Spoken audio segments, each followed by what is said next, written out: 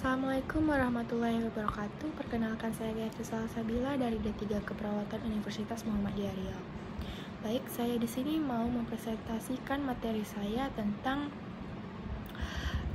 kajian penyakit tropis sistem kardiovaskuler malaria. Nah, apa itu malaria? Malaria adalah penyakit menular yang disebabkan oleh parasit protozoa dari genus Plasmodium yang dapat ditularkan melalui gigitan nyamuk atau Anopheles. Istilah malaria diambil dari dua kata bahasa Italia, yaitu mal atau buruk dan area atau udara. Buruk karena dahulu banyak terdapat di daerah rawa-rawa yang mengeluarkan bau busuk. Penyakit ini juga mempunyai nama lain seperti demam Roma, demam rawa, demam tropik, demam pantai, demam Charles, demam kura, dan paludisme.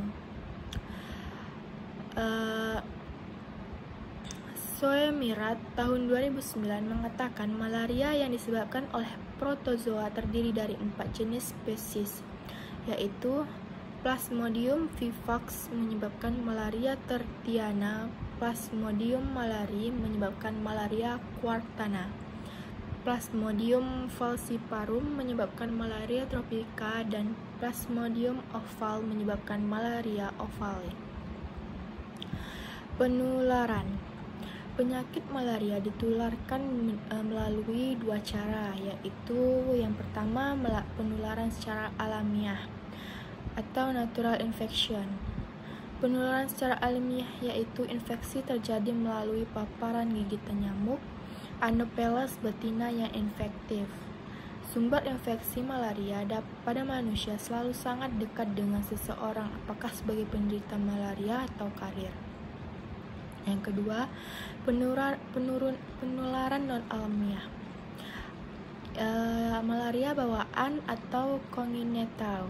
Malaria pada bayi yang baru lahir disebabkan ibunya menderita malaria. Terus yang kedua itu penularan secara mekanik, terjadi melalui transfusi darah atau jarum suntik. Nah, ini gejala klinisnya, yaitu malaria penyakit dengan gejala demam yang terjadi 7 hari sampai 2 minggu sesudah gigitan nyamuk yang infektif. Adapun gejala-gejala awal demam, sakit kepala, menggigil, dan muntah. Terus lanjut, faktor resiko lingkungan yang berpengaruh terhadap kejadian malaria, yaitu lingkungan fisik, suhu, kelembapan, hujan. Terus kalau lingkungan biologinya, tumbuh-tumbuhan dan hewan yang berpengaruh pada perkembangbiakan nyamuk malaria. Yang ketiga, sosial budaya. Sosial budaya juga berpengaruh terhadap kejadian malaria, seperti kebiasaan keluar rumah sampai larut malam.